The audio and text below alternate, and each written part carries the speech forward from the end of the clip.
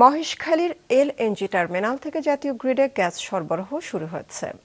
এতে 2 সপ্তাহের বেশি সময় ধরে চলা গ্যাস সংকট চট্টগ্রাম সহ বিভিন্ন এলাকায় কিছুটা কমতে শুরু করেছে। গ্যাসের চাপ বাড়ায় গাজীপুরের কারখানাগুলোতে স্বাভাবিক হতে শুরু করেছে উৎপাদন। বিস্তারিত ডেস্ক রিপোর্টে। প্রায় 2 সপ্তাহ বন্ধ থাকার পর কক্সবাজারের মহেশখালীর এলএনজি টার্মিনাল থেকে জাতীয় গ্রিডে গ্যাস সরবরাহ শুরু হয়েছে। এতে জাতীয় গ্রিডে দৈনিক প্রায় 100 মিলিয়ন ঘনফুট গ্যাস যুক্ত হচ্ছে। গতকাল গভীর রাতে এক্সিলারেট পরিচালিত টার্মিনালের একটি বয়লার মেরামত শেষে চালু করা হয়।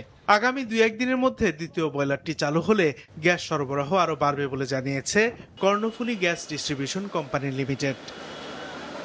চট্টগ্রামের বিভিন্ন এলাকায় স্বাভাবিক হচ্ছে গ্যাসের চাপ।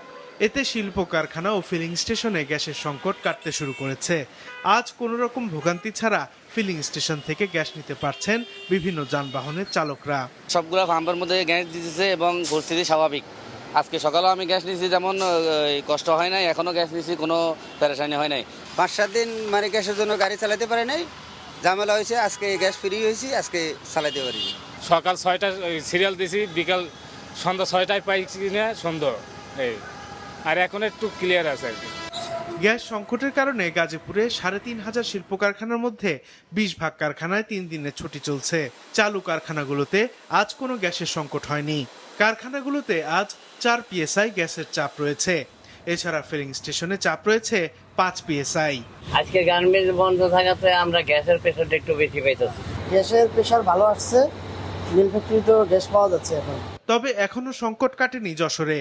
আজও জেলার 2টি অটো গ্যাস স্টেশন বন্ধ রয়েছে। চলতি সপ্তাহে সরকার 12 কেজি এলপি সিলিন্ডারের দাম 70 টাকা বাড়িয়ে 1,598 টাকা নির্ধারণ করলেও বাস্তবে রাজবাড়ী সহ বিভিন্ন এলাকায় বাড়তি দামে বিক্রি হচ্ছে সিলিন্ডার।